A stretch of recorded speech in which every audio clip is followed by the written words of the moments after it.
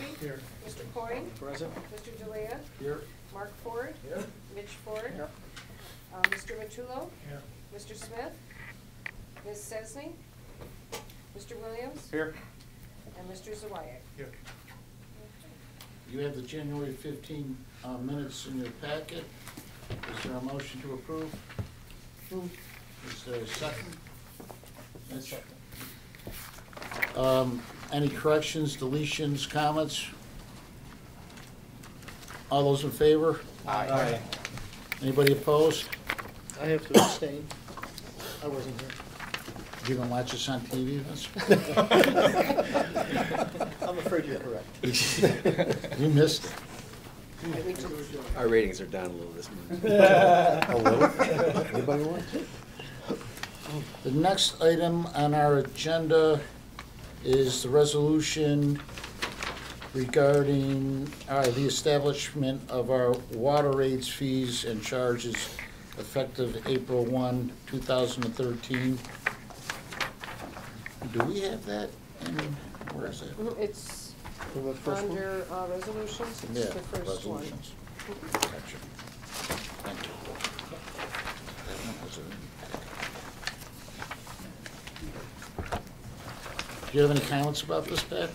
I don't, other than we had a public rate hearing. We had, I believe, 5 board members there that night, perhaps 6, I can't remember. We had one person from the public come and speak. And it was a fairly short public hearing. Ted has drafted the resolution in accordance with what was advertised. And the only thing I should point out, I think included in the same resolution, Ted, correct me if I'm wrong, but the meter fee. The new charge for not getting access to a meter, is that part of this resolution as well? The proposed rates, fees, and schedule that was handed out at the public hearing Okay. included that charge. Okay, This isn't. so it's is incorporated included. with all the other fees. And that's the discussion about not being able to get into certain basements after multiple attempts to contact owners and getting no response, rather than using our staff and crew time to try to go out and turn those accounts off, as we can do under our rules and regulations. We thought that it would be perhaps better to just provide a financial incentive for those folks to let us in. So it's been proposed that there's a new fee. And initially we talked about $25, but at the last committee meeting, there was a suggestion that it be made $50. And so I think as it stands right now, it's a proposed $50 fee surcharge per quarter until we can get in and change that meter out. And other than that, the rest of it is a straight 1.9% rate increase across the board evenly on all tiers. And so that's it. Unless there's any questions. What about the The municipal rate, Ted, I don't know if you want to discuss that separately. Ted and I discussed it this morning. We should do that under a separate resolution. Right, and we don't have that listed as a separate agenda item, but Ted's suggestion was that rather than doing that as a whole separate rate structure under the format of the rate hearing and rate resolution, that be done as a separate motion, because it's really a discount on current rates.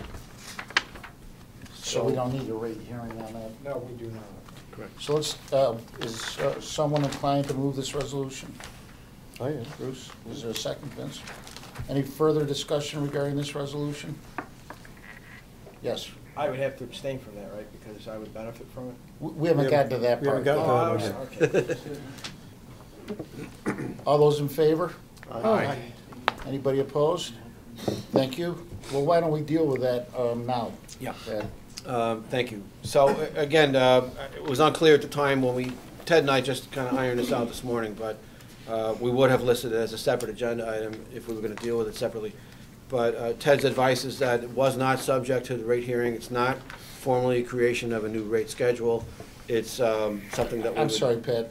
Could you just explain to everybody? Well, I was just going to say that. Let's go to the beginning of that. What we're talking about is something where we would just apply a discount to the existing rates for certain accounts to support public use for water used and metered and paid for by only municipal entities, and water that's used directly for recreational purposes. And that would include a variety of things such as snowmaking, ice skating rinks, pools, or perhaps watering greens on the only public golf course that's part of our service territory. And so the Finance Committee took this up and discussed up to a 50% discount off current rates. And the idea was to ease the burden a little bit on local taxpayers who normally would just be paying for that water through their tax base because the municipality is paying for it. We estimate that it would apply to about 21 accounts within our service territory. The total revenue generated by all those accounts is, Scott, correct me if I'm wrong, it's about $100,000 received annually, and so a 50% discount would essentially forfeit about $50,000 in revenue out of our $19 million or so annual water sales.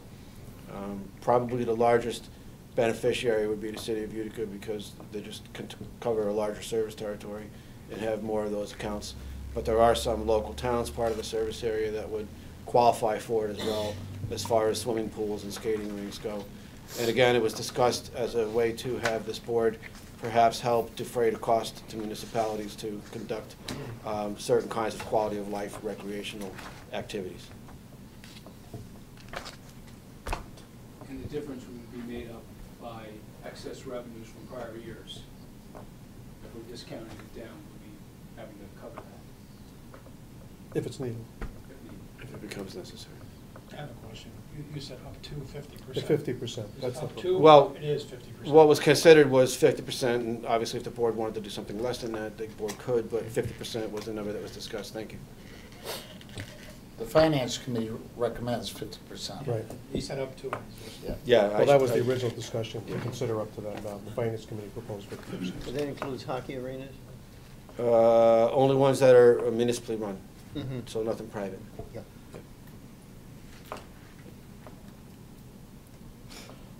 I think it's a wonderful idea, and I would be very happy to move a 50% discount on municipal, I'm trying to write down what you said, on municipal recreation, public use of water metered by municipal entities for recreational purposes only. And one more thing, if I might add, and that water is metered separately, so that we know directly Yes, what's being metered used. separately.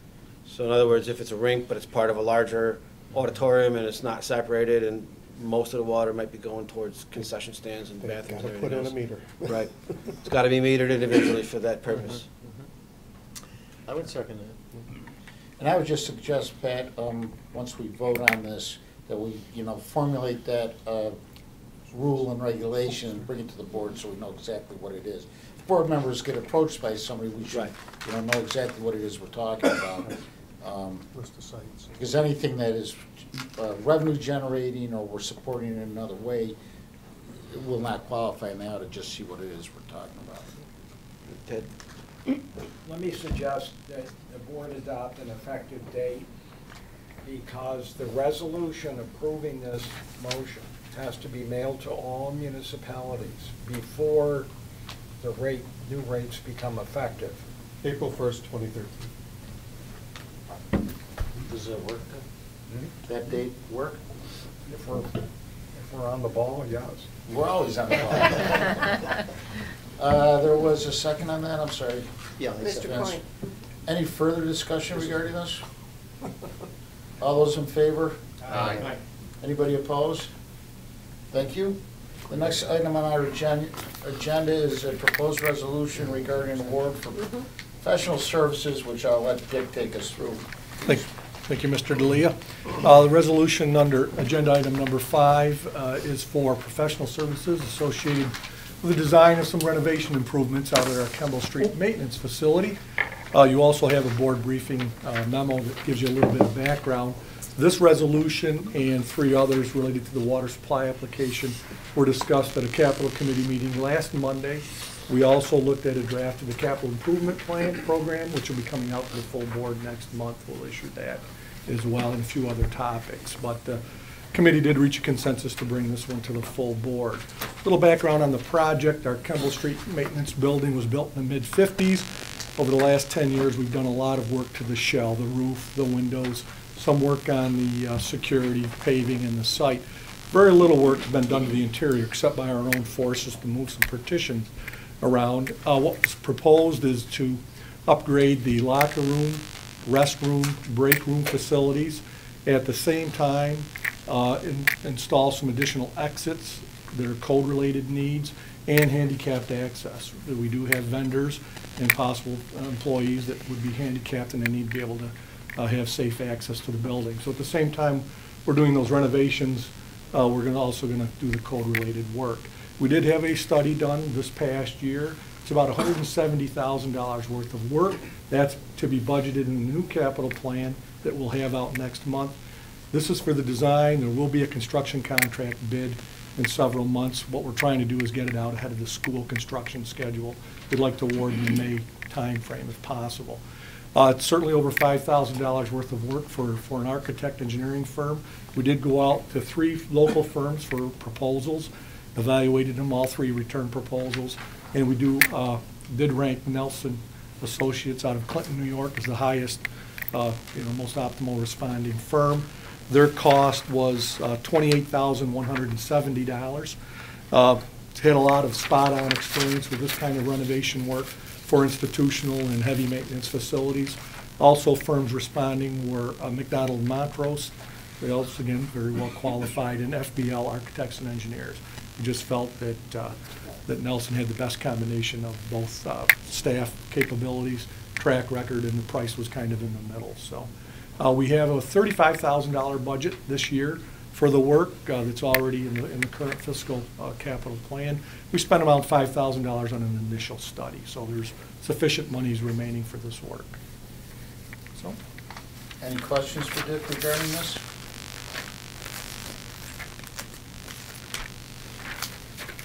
Does someone care to move this? I move the motion. Second.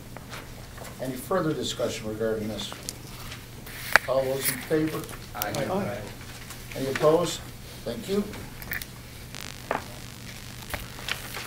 The next resolution on our agenda regards establishing the Water Authority as lead agency for the water supply permits. Again, Dick, if you can take us through this, please. sure will. The next 3 agenda items, 6, 7, and 8, are all related and they're required to be passed in succession. Last month, if you recall, we did vote to issue the intent of the Mohawk Valley Water Authority to act as lead agency for the seeker review, the environmental review, for the new water supply application for the 4-town permit. That's Schuyler, Frankfort, Westmoreland, and Kirkland. 30 days have passed. We've had no objections. We did get letters from Canals and letters from the DEC basically stating they had no objections. The DEC gave us some specific requirements they want to see in the application. We're doing that. We've also asked the 4 towns for letters of endorsement of the project. We've got 2 of those in, and we'll remind the other 2 towns. So at this meeting, we need to then establish the board as the lead agent for the evaluation. The next resolution will be to actually issue the negative declaration as lead agency, and the last resolution is to authorize staff and the executive director to submit the actual water supply application, which we're still pulling together. So the first one is specific to establishing the board as a lead agent for the review. And it took us how many years to get here?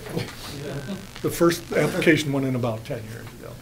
Vince? Yeah, why is the DEC considered an involved agency? Because they're actually issuing the water supply application. I understand that, but that's part of their job, is to just issue a permit when you apply for it. Why are they considered involved? Because they actually have a go, no-go approval ability over the project. That's why they're involved. Interested agencies are agencies that are more around the periphery, like Department of Health, like Canals. They also get the same paperwork, but because any agency that has to approve the action is an involved agency. Under other reviews, they would have a much more involved, they'd be invited to scoping meetings. We're kind of past that on all this one. But they're actually issuing the permit. Well, SECRA lays this out, does it not? Defines what those are. Yeah. Right, Yep. so there's no Involved in choice. existing agencies. And this resolution was done by our environmental Yeah, council? sorry, I should mention that our environmental counsel, Hancock and Esterbrook, prepared these 3 resolutions. Wendy Marsh, our environmental counsel out there. Anything else, Vince? No. Anybody else have any questions regarding this resolution? does someone care to move this resolution? Second? Thank you, Mitch. Any further comments or questions? All those in favor? Aye. Anybody opposed? Thank you. Okay, under, Oh, sorry, go ahead. under agenda item number 7, now that we're lead agent, we can issue the negative declaration. Basically, Wendy and we, staff, have looked at the environmental assessment form, part 2, to evaluate impacts, have determined, and it's backed up with the documentation, that there are no significant adverse environmental impacts of submitting the water supply application. So we can issue a negative declaration. That will be mailed to the involved and interested agencies, along with a letter stating that we did declare ourselves lead agent for the work. So, And when you said Wendy, that's our environmental again, Wendy counsel Marsh, our environmental. that has drafted this resolution. Yeah. Does anyone have any questions regarding what Dick has covered on this? Would someone care to move this resolution? Thanks, Mitch. Is there a second, Vince? Thank you. Do we have any clergy involvement with these resolutions this time? But I'm aware. Try to get some help. Higher level. We did get a return receipt requested from Ken. Oh, you did? You said it's certified mail. Non-responses are in favor of, so it doesn't matter whether they respond or not. That's right. Any further discussion? All those in favor? Aye. Anybody opposed? Thank you. Dick, the last one? Okay, well, now that seeker has been closed, we can proceed. The board as an agency can undertake the action to submit the water supply application. They're authorizing, it'll be an authorizing resolution that will go in with the application, basically stating that the board is behind the executive director and myself signing off and sending in the water supply application, which we're working on. Also prepared by Hancock and Estropen. Yes, Vince? Some of these villages, some of these towns had grants several years ago before the DEC put Yeah. a stop on this. Did any of them get their grants back to continue? No, they're in the process of evaluating where they are. They're updating costs. I know Scholar has looked at and updated their costs, and I believe Kirkland is looking at their project as well. I met with the Kirkland Town Yeah. Board in December and advised them that this would be a good time to contact their engineers and update all the construction costs so that they can begin searching for funding again. Any other questions regarding this, Vince? No, thank you. Anyone? Is someone move this? I'll move it. Yes, Scott, a second? Thank you. Any further discussion regarding this resolution? All those in favor? Aye. Anybody opposed? Thank you. I'd only point out that the board directed in December that we were gonna get these permits going, and Hancock and Esbrick heard us. The next item regards our quarterly investment statement for the third quarter ending December 31, 2012. Jim? In front of you is a quarterly investment statement. It's under your, Miscellaneous. miscellaneous tab. The Public Authorities Act requires us to provide to you on a quarterly basis an investment statement that consists of balances of the investments that we have at the Bank of New York Mellon and the revenues that are earned off of those investments and any fees that are associated with those. Again, this is for the third quarter of this fiscal year. Any questions? Comments? Is there a motion to approve? Bruce, is there a second? Vince? Any questions or comments? All those in favor? Aye. Anybody opposed? Thank you.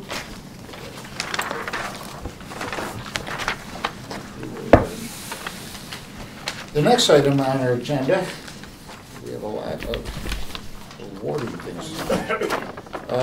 Award of professional banking services for the deposit service, reporting and maintenance of the authority's operating funds.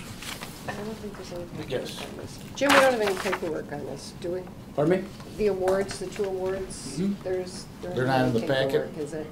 No, Is this so I'm gonna it? hand out, Okay, yeah, that's I'm what I gonna hand thought. out information All right. related to that. This was brought before the Finance Committee a couple weeks ago. And just to give you clarification, back in October, November, we actually sent out 2 RFPs, one for traditional banking services, essentially having our bank accounts, having, being able to invest those accounts, being able to make transfers, we have to pay pilot payments. That's what you see on the left-hand side in blue. So that was one RFP, and that's traditionally been done by, obviously, banks. There's a piece of banking that is now is evolving outside of banks. There are private companies out there that also do what's called lockbox services. That's on the right-hand side, customer payment processing services. So we had 2 different RFPs going on. And those that, on the banking side, that submitted proposals, I have a summary sheet of that I can hand out to you, that through the banking rules, we're allowed to accept, banks are allowed to accept electronic payments. If you ever seen someone go to the grocery store and pay with a check and they scan it in, give the check back to a person, that's essentially what's happening. And so customers now, we provide them with many different ways to make payment. Traditionally through our lockbox, which is the majority of how many transactions go through on a monthly basis. They can also pay by credit card. We can set them up in a automated clearinghouse, ACH. They can pay on the website through credit card. So there's many different ways that they can pay. So those are that's the big layout that you see there. And so the first part is related to just banks. And so we evaluated the banks based on different criteria. And some submitted, some did not. One of the criteria in the banking proposal was that they have a local branch. The Finance Committee required that. So some of these banks could not propose because they did not have a local bank, or branch, I should say. So what we did is we evaluated these not only based on the bank, but also if they provided this lockbox service. And then there's other companies outside of banks that provide this sort of service now, not just banks. There are 2 different companies that just provide lockbox services. So we went through this evaluation, and we came up, the Finance Committee reviewed this. We had 2 different options that we, you want to pass those around, that we came up with. We're currently on this summary sheet. We are currently paying about $122,000 for all these services annually.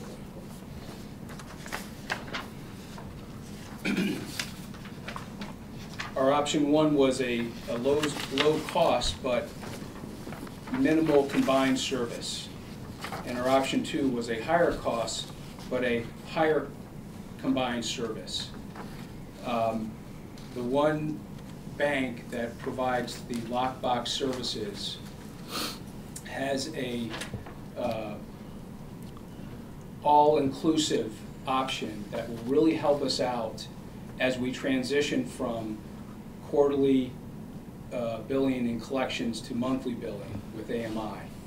So we felt as though that the option 2 would serve us better and essentially would be the same cost that we're currently being charged. On the banking side, it just requires us to have deposit amounts and be able to make some transfers from time to time. Pretty simple type of service. And so we were recommending option 2, Adirondack Bank being the one bank, and JP Morgan Chase being the lockbox service.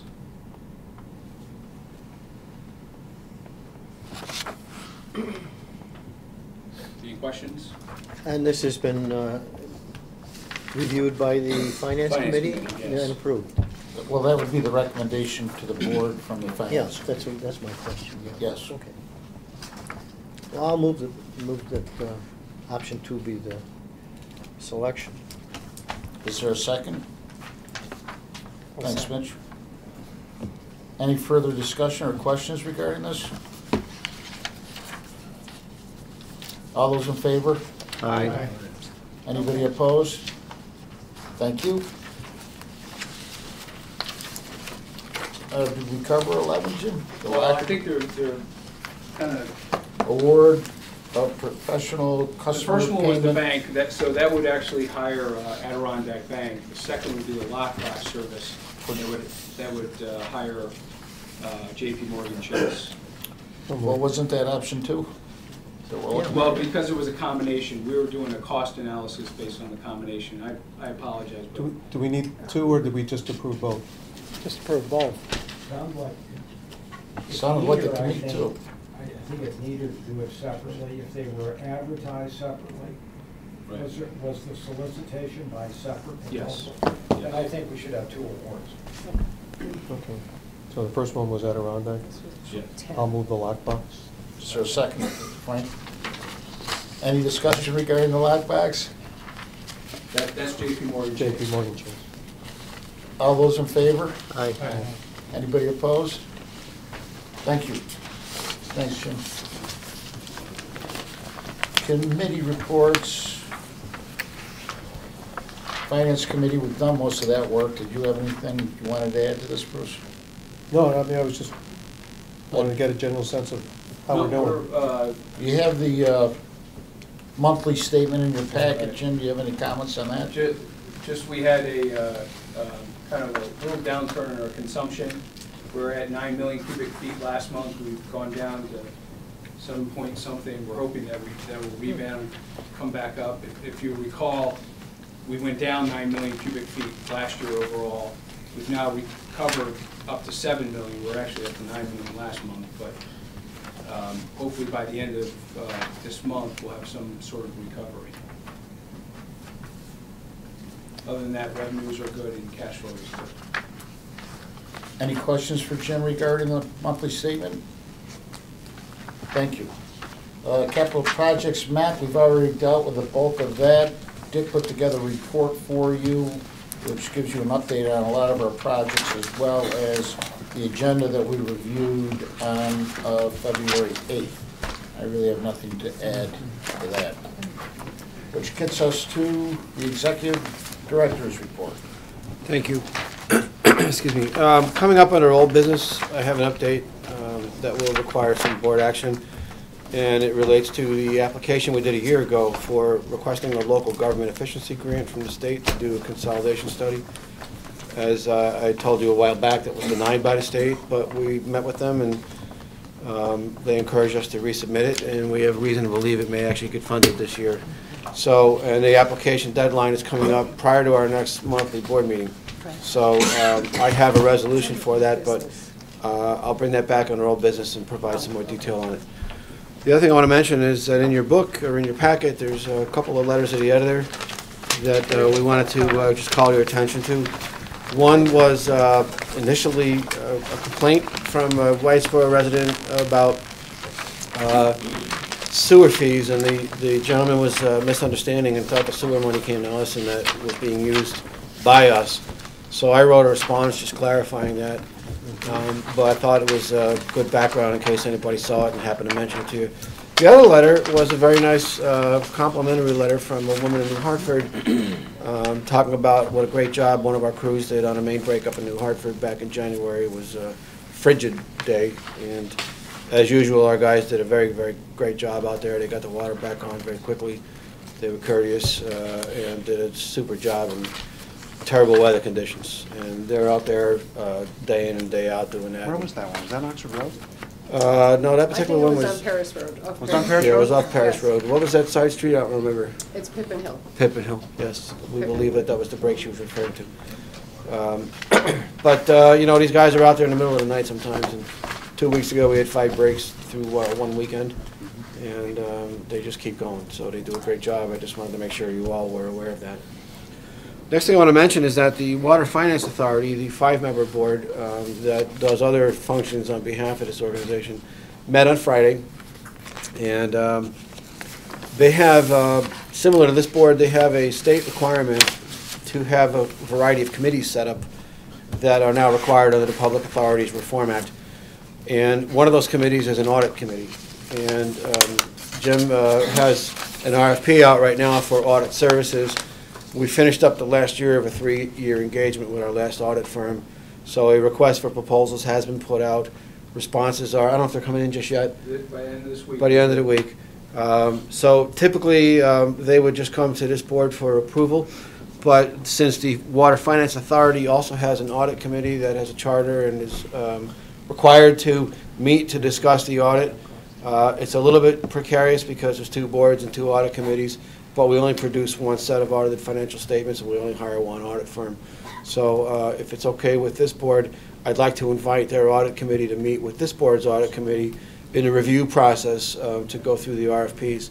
And that way both boards can meet their statutory requirements in reviewing of that. Who's their audit committee? Jim? Pardon? Who's their audit committee? We haven't established them yet. I don't think no, the audit committee, they pick members. Remember, they were, No, that was the governance committee. Yeah, because you can have outsiders. The audit committee, I believe, is going to be Vin Gilroy, Tom Nelson, and okay, I have it backwards then. and I think Joe Soberlick, who's their newest member, who, 3 of the 5? pardon? Yes. 3 of the 3 out of 5, yeah. So we should meet it like a Caballos. There you go. Well, once the RFPs are in, you know, Jim and I, through Sue, will be contacting this audit committee, looking for a date. I'm serious. We'll reach out to them. Well, we could do that too. Yeah. We could do What that is, too. what is the rough cost per year for the audit? Like 25,000. Swift. Is it up that high now? Well, Because I remember when it was. Also, they have to do an investment report, they have to do some compliance work. Right. So it's not just traditionally the audit, there's other things they have to do. I remember years ago it was about 18,000, so it's gone up a little Still bit. pretty cheap. Yeah, relatively speaking, yes. So the result of that meeting will be for a recommendation is we're gonna hear Right, about a recommendation will come back to the board on who to award the audit to, which audit firm to. Well, the audit, interestingly, the audit committee awards is independent of the board. Right, that's true. The audit committee will approve the hiring and then just Oh. report. Okay. Right. Well, I That's stand under corrected. this law. Yeah. Then I stand corrected. Thank you. Do you guys pay for it too, or? So, It's just one- The audit committee has the authority to have you turn the money over. There you Out go. of the chairman's account. Well, anyway, on to my next item. Monday, coming up this coming Monday, we have internally a meeting with our Teamster negotiating team to open up negotiations on the next bargaining unit agreement. Right after that meeting, what I'd like to do is get a meeting together of the board's personnel committee to review what the Teamsters have brought forward and then bounce it off the board. But it's come to my attention that we currently lack a chair of that committee because Dr. Wicks was the chair of the personnel committee who's now off the board. So I would just ask the chairman to consider whoever you might want to appoint to chair that committee. But I will ask Suzanne to contact the personnel committee members later this week to set a meeting up for sometime next week so that we can meet with the personnel committee right after we meet with the Teamsters. That's I would like to recommend that we actually have the full board meet with our negotiating council okay. and talk about what the board's thoughts are. I mean, we're not voting on anything, but Right. when we had that type of discussion in the past, I think it was important to hear from the board, not just a couple of people, Okay. before we start negotiating. We've gone through this a couple of times where that didn't happen, and all we had were arguments. Last year, not last year, the last negotiation, the board did meet, did talk, and did lay out what its thoughts were. And I think that's important. Yeah, I think that's a good idea, I agree. Okay. I do too, Bruce, and in fact, last year it was reaction to, I don't think we liked what was going Right, on. yeah. And we're reacting after the fact instead of being proactive at the beginning of it, so. Okay, then instead of setting up a meeting with the Personnel Committee, we'll look to have the labor attorney come down here, and we'll have to talk about whether we want to do that prior to the next board meeting or not. The next board meeting would be March 18th. I mean, the decisions that are ultimately made from the negotiations affect us for 3 years. Sure. It affects 3 years of budgets, 3 years of spending. It's worth the extra meeting. Okay. Well, are you saying we're gonna lose time or something here, Pat? Well, you know, ideally, it'd be great to have a contract in place by April 1st. I'm not sure that's going to happen either way, since it's only going to be 4 weeks left. I know, So- but if the personnel committee met, we still have to come back to the full board. So Exactly. I don't get how Exactly. that gets So any time. it seems like actually it's more expedient than to just meet with the full board and the attorney up front, rather than the Personnel Committee, then the full board anyway. Well, I would And then prefer at a regular board meeting, just so we don't have to drag everybody in, but if Sure. there's a reason to meet a couple No. of weeks in advance, No. we could call a special meeting, but if we anticipate a majority of our board, then we have to notice that meeting. Right, right. So frankly, you know. So we'll if we schedule decide for the that we next have to monthly move board it up, meeting. Then we'll call for a special 4 o'clock. meeting. Yeah, Just call it 4. we'll just schedule to have the attorney, the labor attorney at the next board meeting then.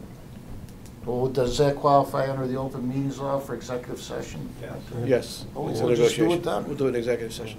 We can do it at a regular meeting, well, we'll see what we have on the agenda. but- Yeah, yeah. Okay, very good. So you got all that right? Mm, yeah. Yes. Okay, thanks. She Figured does. that out, right? Okay. Yes, you did. She's got Um, those Pat speak down.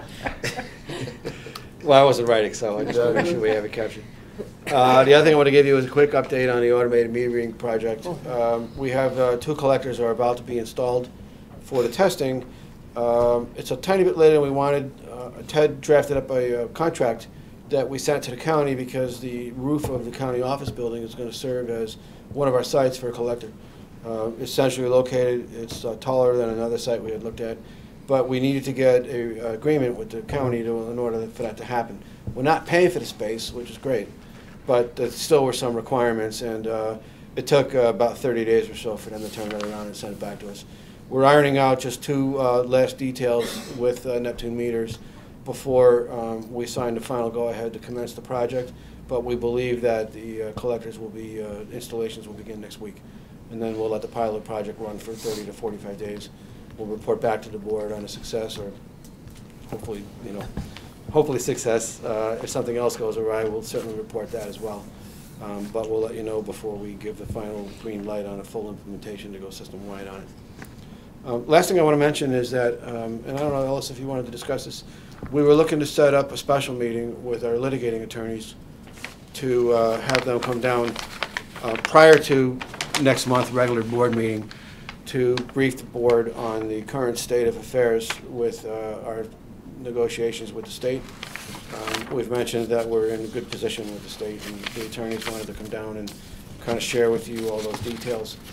And we thought that because of the timing of when things might transpire as far as taking the next step and going back to the courthouse with documents and such, that we would try to have the attorneys come down prior to the next monthly board meeting. And the next monthly meeting was going to be March 18th, and they were not available on that date. So rather than pushing it back and, you know, having another 5 weeks go by before they get a chance to get back in front of the board and explain everything as far as where we're at, we thought that we were shooting for either perhaps the first Monday in March, which would be the 4th, or perhaps even a Friday. The attorneys thought that it might be nice to kind of do a little social hour after that meeting as well, and suggested that maybe a Friday might be good. So we wanted to see if Friday, March 8th might work for some board members, and if necessary, we could even have them come down at 4 o'clock and then be done by 5. And that way, if people wanted to get together briefly afterwards and still go out and, you know, do something later on Friday night, that might work as well. So did I cover that properly, Ellis? Mm-hmm. Okay. We just want to make sure everybody knows exactly where we're at. Once things become public, we just want the board to be advised as to exactly what will be concluded, and especially for our newer members, may not be aware of what we've been going through for the last 8 years. We just want to wrap it all up. Yep. So we wanted to see if Friday, March 8th might work, and if you don't know, catchy. If you don't know right now, you know, we'll ask Suzanne to just send something out to everybody via email tomorrow, and if you see her email, if you can respond as soon as you can, that'll help us decide and lock that date in if it works, and if it doesn't, we can either drop back to the Monday, March 4th date, or look for some other date as well. And I would suggest the 4th date only because it should be sooner rather than later. Right, right. We don't, we'd rather not see too much time go by between any filings and their opportunity to get down here in front of the board and kind of walk everybody through. Anything else, Pat? Other than that, no, unless there's any specific question. I'm done. So if you all could let Pat know about those dates. Any questions for Pat? And then I do have this issue for old business. Old business? As I said earlier, the local government efficiency grant program that the state runs makes money available to public agencies that want to discuss various forms of consolidation, shared services, and is, you know, looking for efficiencies between agencies. This is one of the few sources of government funding that's still available directly from the State Department that bypasses the consolidated funding process that's been in place with the 6 county groups throughout the state. So this is a way to obtain some funding directly through the state and not have to go through that other process. We did this last year. We submitted it in March. It included, excuse me, 6 public agencies, which included 3 water suppliers, ourselves, the City of Rome, and the City of Oneida as 3 public water suppliers, and then it also included 3 other towns that are users, which included Vernon, Verona, and Sherrill.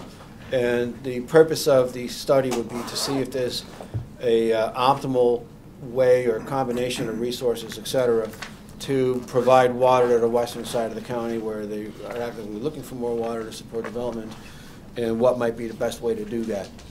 The state took a very long time to finally decide that they were not going to fund it, but we did meet with 2 representatives from that program and told us that given certain changes, it likely would be funded next time around. The only thing I want to point out is that when we did this a year ago, the lead agency was a group that's known as MVEDD, which is the Mohawk Valley Economic Development District. They've done some cutbacks in their own budget, so unfortunately, 2 key folks that were involved with their agency when we did this a year ago aren't there now. And so the grant writer that was brought on board a year ago through MVEDD suggested that we need to have another lead agency. I've had now several meetings over the last few weeks with the folks involved, and we looked at a number of alternatives as to what might be the proper lead agency. And there seems to become some consensus now in the group that, in fact, the Mohawk Valley Water Authority would best be suited to take the lead on the whole grant proposal. And what that means is that if it does get awarded, and we're seeking $250,000 to be able to hire engineers to do this kind of a study, that money would come through us. And we would then receive the funds and actually obtain the services on behalf of the coalition that's signing on here. We do have interest of all the parties that were involved last year, with the exception of MVEDD. And then the one caveat, which does apply as it did last year, is that there needs to be a 10% local match, but that local match is shared evenly by the 6 participants. And so if we are awarded the maximum of $250,000, the local match would then be an additional $25,000, which would make our share $4,166. And I guess from our standpoint, I think Dick would agree, to get a comprehensive study like that for $4,000 out of pocket from us to get $250,000 or more worth of engineering studies is a pretty good bargain all the way around. And so, but this resolution that's in front of you now would essentially establish us as a lead agency, and would go in with 5 other resolutions that are being considered by the other members of this group, and they would all be submitted with the application, which needs to be filed, I believe, March 13th is the deadline to file that application. And I just received this yesterday, by the way, so It was only an open question until Friday as to who would be the lead agent on this thing. And I wasn't asked until Friday whether or not the Water Authority would, because we thought that perhaps Oneida County might. And it turned out, for timing purposes, it wouldn't be workable with them. So this resolution was sent to me just yesterday via email from the grant writer. So, if there's any further questions, I'll be happy to answer those. Any questions for Pat regarding this resolution?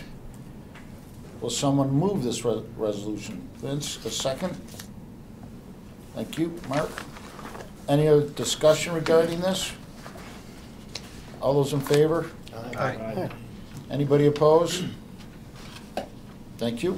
Thank you. Any other old business? Yes, Bruce? At the last meeting, I had raised some questions regarding some information that was not available during the budget time. It wasn't something that would have affected the existing budget that we had passed, but at the Finance Committee meeting, the staff had prepared detailed information on travel, training, and part-time work for the Water Authority. The information I was specifically looking for was basically a consistency in funding, no big peaks over the last 4 years, which indeed the information illustrates, both for travel, which in 2009 was 36,000, 2012 was 28,000. Training and education was 27,000, down 4 years later, 24,000.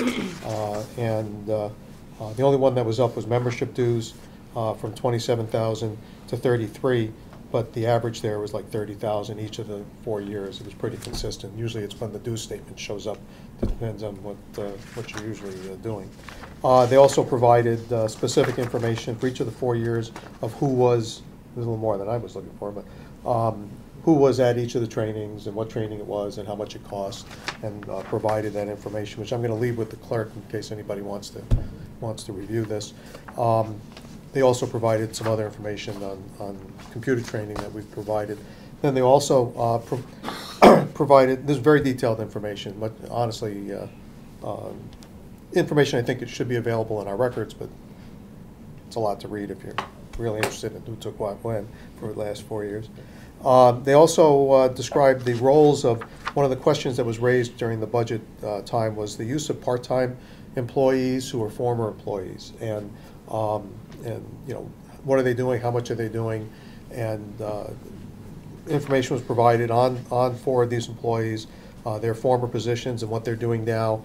A couple of them who were doing it for part-time, you know, short-term period, others that might extend for another few months. But essentially they're replacing, they're filling in for people that we don't have on staff yet, or their licensure hasn't reached a level where they're able to provide that type of service. The concern is always, are we not hiring people who are competent enough that we have to bring a prior person in, and that wasn't the case, or are we increasing the amount of part-time or temporary help with former employees that would affect the table of organization or the budget, and that wasn't the case.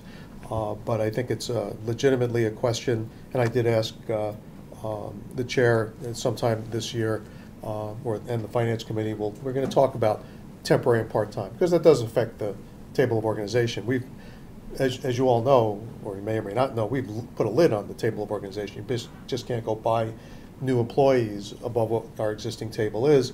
But we do allow and have looked at and encouraged the testing of contractors in place of doing employees. We've done it both ways. We've done employees in place of contractors, contractors in place of employees, in order to try and manage a budget that doesn't go, you know, out of whack.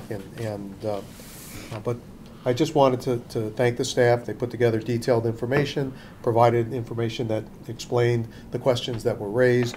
The information is available to board members, you know, who want it. We will bring it up again in the Finance Committee to talk about the issue of part-time and temporary staff and how it impacts staffing, table of organization, and budget in the future, in time for any discussions we might need for the next fiscal year. I just wanted to say thank you, and I'll leave it with Sue. And I would just remind everybody that that was presented to the entire Finance Committee. It was reviewed by the Finance Committee.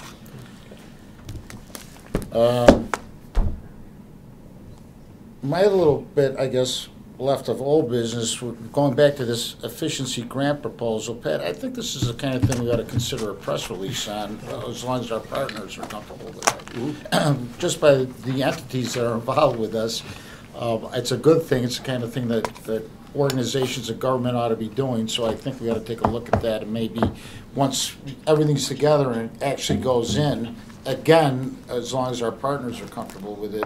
I'll check and see what their thoughts are on that. Yeah. Okay, yeah, good idea. Any other old business? Any new business? We're adjourned. Thank you, everybody.